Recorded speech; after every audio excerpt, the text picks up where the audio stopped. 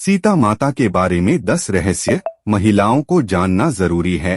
पौराणिक काल में ऐसी कई महिलाएं हुई हैं जिन्हें हम आदर्श और उत्तम चरित्र की महिलाएं मानते हैं, लेकिन उनमें से सर्वोत्तम है माता सीता।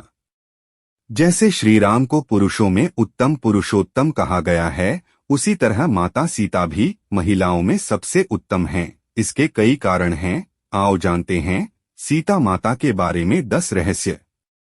धर्मशास्त्रों में ऐसी ही अनेक गृहस्थ और पतिव्रता स्त्रियों के बारे में लिखा गया है, जो आज भी हर नारी के लिए आदर्श और प्रेरणा है।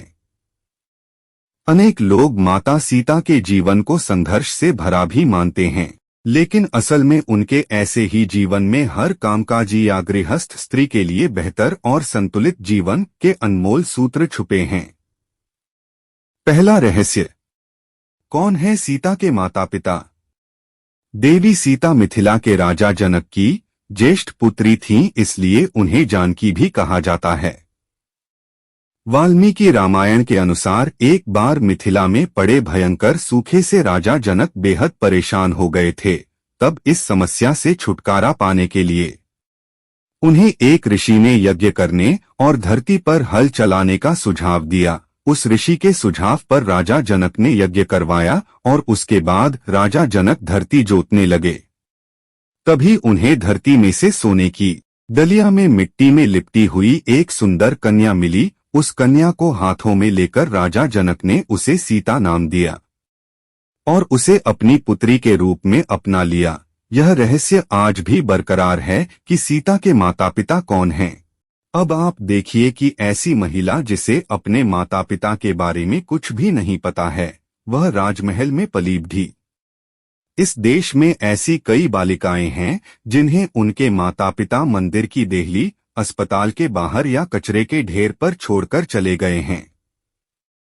ऐसी बालिकाओं को अनाथ आश्रम में जगह मिलती है या भाग्यवश वे किसी अच्छे घर की बेटी बन जाती है, लेकिन सैकड़ों ऐसी भी हैं जो कि सड़क पर अकेली ही भटक रही हैं। उन सभी महिलाओं को माता सीता की ओर देखना चाहिए और हौसला रखना चाहिए। दूसरा रहस्य, राम सीता का विवाह। यदि मन में श्रेष्ठ के चयन की दृढ़ इच्छा है तो निश्चित ही ऐसा ही होगा। सीता स्वयंवर तो सिर्फ एक नाटक था। असल में सीता ने राम और राम ने सीता को पहले ही चुन लिया था। अगहन मास की शुक्ल पक्ष की पंचमी को भगवान श्री राम तथा जनकपुत्री जानकी का विवाह हुआ था। तभी से इस पंचमी को विवाह पंचमी पर्व के रूप में मनाया जाता है। निश्चित ही आज के दौर में किसी पुरुष में राम ढूंढना मुश्किल है, लेकिन इतना भी मुश्किल नहीं। एक पत्नी व्रत धर्म का जो पालन करे और 7 वचनों को जो गंभीरता से ले, उसी से विवाह करना चाहिए। महिलाओं को विवाह तो ऐसे ही व्यक्ति से करना चाहिए जो कि थोड़े बहुत संस्कारों का पालन करता हो और निर्व्यसनी हो। यदि महिला आदर्श पुरुष की बजाय मॉडर्न पुरुष का चयन कर रही है तो यह रिस्क तो है ही, साथ ही वह समाज में नए प्रचलन को जन्म दे देगी। हो सकता है कि तब जिंदगी एक समझौता बन जाए। तीसरा रहस्य, असाधारण पतिव्रता। यह बहुत ही आश्चर्य है कि वनवास श्री राम को मिला, लेकिन माता सीता भी उनके साथ महलों के सारे सुख, धन और वैभव को छोड़कर चल दी, सिर्फ इसलिए कि उन्हें अपने पतिव्रत धर्म को निभाना था। इसलिए भी कि उन्होंने 7 वचन साथ में पढ़े थे। उस काल में वन बहुत ही भयानक हुआ करता था, वहां रहना भी बहुत कठिन था, लेकिन माता सीता ने राम के साथ ही रहना स्वीकार किया। निश्चित ही पति को अपनी पत्नी के हर कदम पर साथ देना जरूरी है, उसी तरह पत्नी का भी उसके पति के हर सुख और दुख में साथ देना जरूरी है। कोई महिला यदि अपने पति के दुख में दुखी और सुखी में सुखी नहीं होती है तो उसे सोचना चाहिए कि वह क्या है। आदर्श और उत्तम दाम्पत्य जीवन शिव पार्वती और राम सीता की तरह ही हो सकता है। चौथा रहस्य, सिर्फ गृहिणी नहीं कामकाजी भी। माता सीता सिर्फ गृहिणी ही नहीं थीं, अर्थात घर में रहकर रोटी बनाना या घर के ही कामकाज देखना। वे प्रभु श्री राम के हर कार्य में हाथ बंटाती थीं। इस तरह वे एक कामकाजी महिला भी थीं। श्री राम जहां रुकते थे वहां वे 3 लोगों के रहने के लिए एक कुटिया बनाते, खुद के कपड़े बनाते, जलाने की लकड़ियां इकट्ठी करते और खाने के लिए कंदमूल तोड़ते थे। उक्त सभी कार्यों में लक्ष्मण सहित माता सीता उनका साथ देती थीं। 5वां रहस्य, सीता का साहस। माता सीता का जब रावण ने अपहरण कर लिया और उन्हें अशोक वाटिका में रखा, तब इस कठिन परिस्थिति में उन्होंने शील, सहनशीलता, साहस और धर्म का पालन किया। इस दौरान रावण ने उन्हें साम, दाम, दंड और भेद तरह की नीति से अपनी ओर झुकाने का प्रयास किया, लेकिन माता सीता नहीं झुकी, क्योंकि उनको रावण की ताकत और वैभव के आगे अपने पति श्री राम और उनकी शक्ति के प्रति पूरा विश्वास था। लंकाधिपति रावण ने अपहरण करके 2 वर्ष तक माता सीता को अपनी कैद में रखा था। इस कैद में माता सीता एक वाटिका की गुफा में राक्षसनियों के पहरे में रहती थीं। 6वां रहस्य, सीता का विश्वास। हनुमान जब लंका में अशोक वाटिका पहुंचे तो वे भगवान श्री राम की जो अंगूठी लाए थे वह सीता को दी। सीता माता बहुत खुश हुई। उन्होंने अपने कष्ट को व्यक्त किया और आशंका और निराशा भी जताई कि इतना विलंब कैसे हो गया राम को आने में। नाथ, कहीं भूल तो नहीं गए मुझे?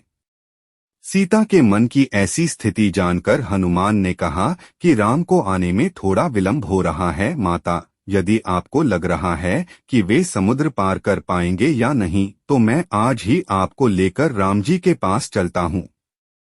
हनुमान जी ने उन्हें अपनी शक्ति का भरोसा और परिचय दिया। सीता हनुमान जी की शक्ति को देखकर आश्वस्त हो गईं और समझ गईं कि यह वानर तत्क्षण ही मुझे राम के पास ले जा सकता है।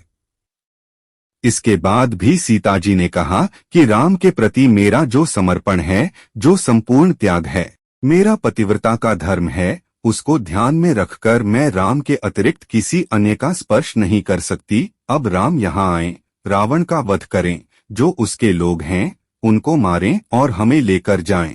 राम जी ही मुझे मान मर्यादा के साथ लेकर जाएं, यही उचित होगा।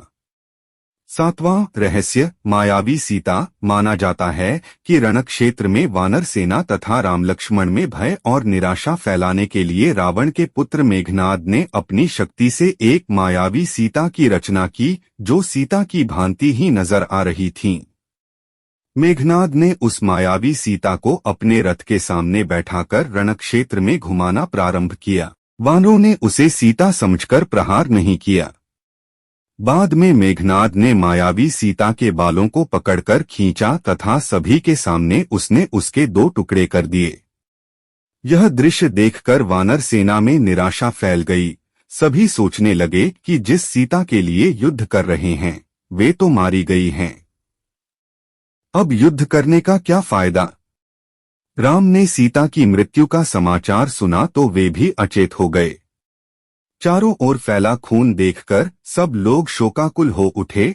यह देखकर मेघनाद निकुंभिला देवी के स्थान पर जाकर हवन करने लगा।